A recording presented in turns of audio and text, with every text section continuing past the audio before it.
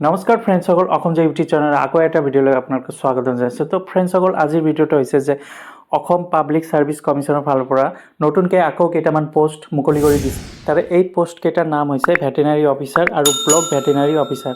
এইটো এপ্লাই অনলাইনৰ যোগেদি কৰিব লাগিব আৰু ইয়াতে টোটাল পোষ্ট আছে 71টা পোষ্ট আৰু ইয়াতে কেটেগৰী ৱাইজ ভেকেঞ্চিটো ভাগ কৰি দিছে। ইউ আৰ কেণ্ডিডেটৰ কাৰণে 37, OBC MOBCৰ কাৰণে 19, SCৰ কাৰণে 5, STPৰ কাৰণে 7 আৰু ST হিলছৰ কাৰণে 3টা ইয়াতে কেটেগৰী ৱাইজ হিচাপে ভেকেঞ্চিটো ভাগ কৰি দিয়া হৈছে। এইটো হৈছে অসম পাব্লিক ছাৰ্ভিচ কমিশ্যনৰ ফালৰ পৰা যিটো ভেটেনাৰী অফিচাৰ আৰু ব্লক ভেটেনাৰী অফিচাৰৰ নতুনকৈ পোষ্ট কেইটামান মুকলি কৰি দিছে, তাৰ ভিডিঅ'টো লৈছোঁ। তো ফ্ৰেণ্ডসকল, সম্পূৰ্ণ ভালদৰে চাব ভিডিঅ'টো। ইয়াতে আপোনালোকৰ দৰমহা দিয়া আছে যে 30,000 টকাৰ পৰা 1,10,000লৈকে আৰু ইয়াতে গ্ৰেড পে উল্লেখ কৰি দিছে 12,700 টকা পাব। এই পোষ্টটো এপ্লাই কৰা অন্তিম ডেট হৈছে এপ্ৰিলৰ 10 তাৰিখত অন্তিম ডেট। তাৰ ভিতৰত আপোনালোকে আবেদন কৰিব লাগিব আৰু বয়সটো দিছে 21ৰ পৰা 38 ইয়াৰ্ছৰ ভিতৰত আপোনালোকৰ বয়স হ'ব লাগিব আৰু এজ ৰিলেক্সন হ'ব লাগিব।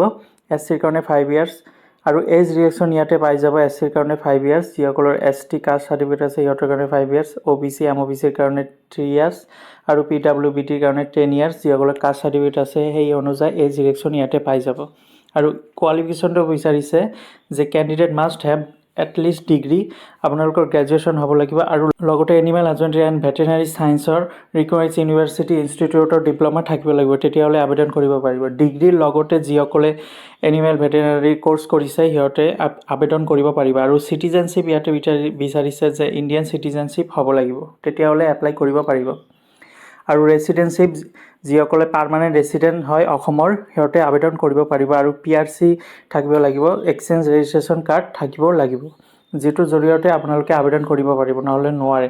আৰু এপ্লিকেশ্যন ফিজ দিয়া আছে ফ্ৰেণ্ডসকল। যিসকলে আবেদন কৰিব সিহঁতে যিসকলে কাষ্ট চাৰ্টিফিকেট আছে সিহঁতৰ কাৰণে SC ST OBC MOBCৰ কাৰণে 197 টকা পে' কৰিব লাগিব আৰু BPLৰ কাৰণে 47, PWBTৰ কাৰণে 47 টকা পে' কৰিব লাগিব আৰু জেনেৰেল EWS কেণ্ডিডেটৰ কাৰণে 297 টকা পে' কৰিব লাগিব।